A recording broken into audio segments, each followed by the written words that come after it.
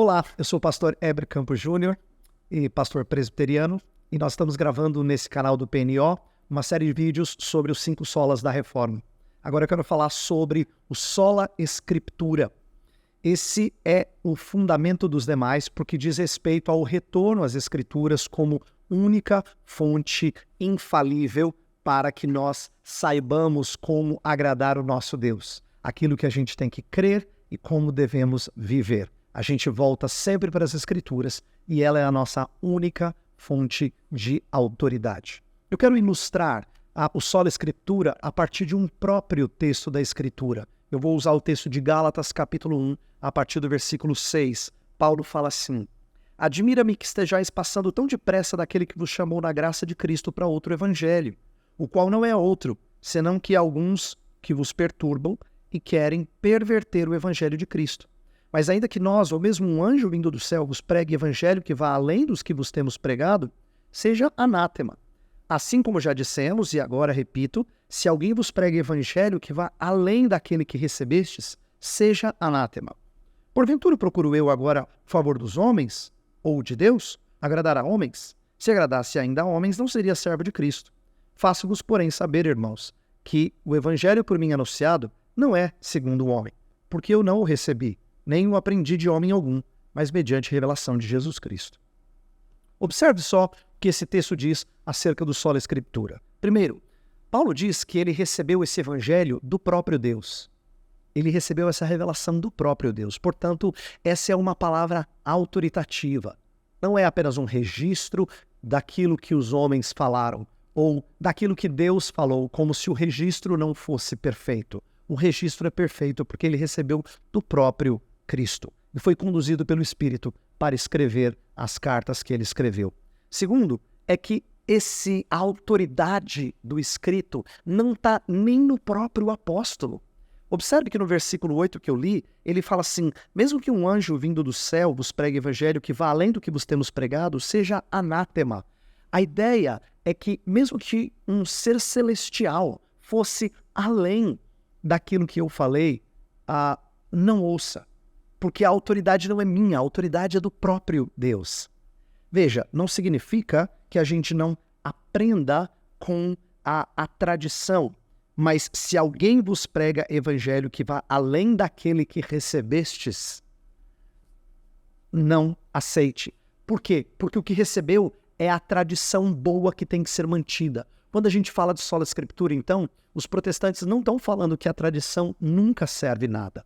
Ela sempre é boa quando ela preserva a verdade bíblica. Outra coisa que Paulo diz no texto é que também há corruptores dessa autoridade bíblica.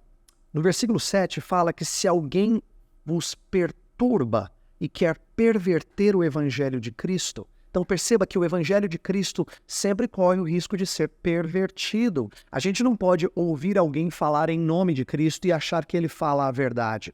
Por isso a necessidade de conferir nas Escrituras, fazer como os bereanos faziam, porque sempre há corruptores e sempre há desvios da igreja. Quando Paulo escreve para os Gálatas, ele estava admirado de que eles estavam deixando o verdadeiro evangelho para um outro evangelho que não é evangelho coisa nenhuma, não é verdade divina. Então perceba que esse texto ensina para a gente que é possível nós termos algum contato com a Bíblia, alguma proximidade com a igreja e ainda assim estarmos redondamente enganados, porque a gente não fundamenta tudo aquilo que nós cremos sobre Deus e a nossa prática somente nas Escrituras. Bem, como é que crentes podem fazer isso? Eles podem fazer isso quando eles dão mais valor à tradição do que à própria Escritura. Isso é uma espécie de tradicionalismo.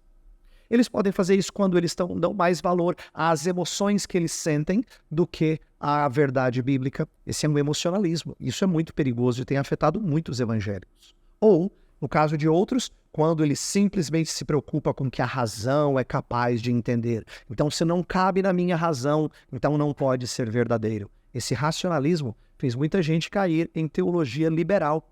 E essas preocupações que eu estou levantando, todas elas minam a ideia do sola scriptura. Então perceba que sola scriptura diz respeito a gente olhar para as Escrituras como única autoridade para nos dizer o que crer e como nós devemos viver. Daí, uma igreja saudável quando ela prega as Escrituras, quando ela expõe as Escrituras, quando ela deixa as Escrituras falar o que nós devemos crer e como devemos viver. Percebe que todas as vezes que a gente anuncia as Escrituras, a igreja está bem fundamentada, porque a sua autoridade não vem daquilo que ela acha, vem daquilo que o Senhor Deus disse. E pastor, como é que a gente sabe que a palavra de Deus é a nossa autoridade? O próprio Espírito testifica conosco. É aquilo que os reformadores chamaram de testemunho interno do Espírito Santo. Ele nos assegura de que a palavra de Deus é autoritativa. Eu quero terminar esse vídeo fazendo algumas aplicações para você e para a igreja onde você está. Primeira coisa é que a razão pela qual a gente precisa do Sola Escritura é porque nós somos pessoas extremamente estragadas. Nós precisamos de transformação. E sabe, a leitura de outros livros podem nos ajudar. Ela pode nos ajudar, ela pode nos informar. Mas nenhum livro nos transforma como a Escritura transforma. É por isso que a gente defende Sola Escritura, porque esse livro é transformador. Então, leia outros livros, bons livros, mas nunca substitua a leitura das Escrituras. Só o livro sagrado pode nos transformar. A outra coisa é que quando você precisar de luz para qualquer decisão na sua vida, você precisa de luz objetiva de Deus, vinda da sua palavra. Não vá buscar luz no subjetivismo dos nossos dias. Não espere que essa iluminação venha de outros lugares que não da Escritura. Se você quer ser sábio no caminho que você tem que trilhar, sempre volte para aquela palavra que é luz para os nossos caminhos, que é lâmpada para os nossos pés. Então, seja alguém que defende sola Escritura e vive baseado nesse princípio da reforma.